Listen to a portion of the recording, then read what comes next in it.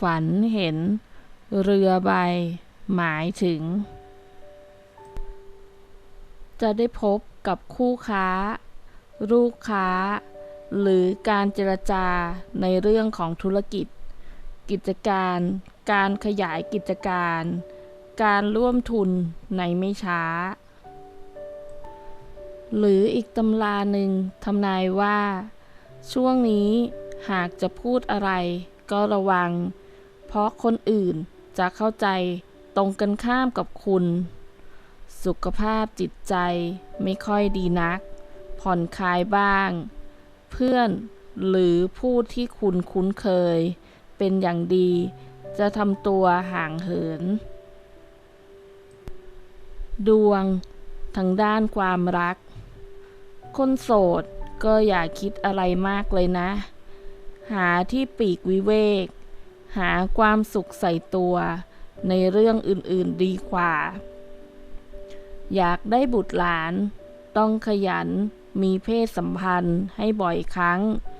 จึงจะสมหวังปัญหาทางความรักจะมาจากอารมณ์ของคุณเองถ้าควบคุมอารมณ์ได้ดี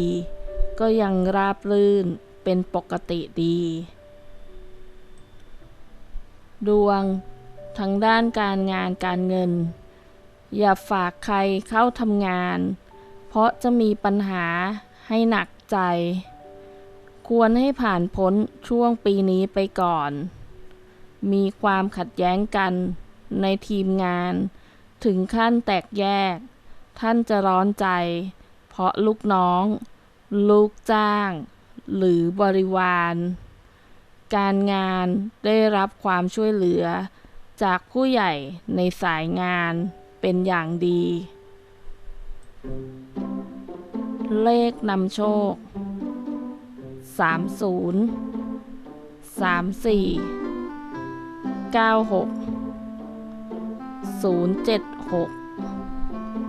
379 396 423 609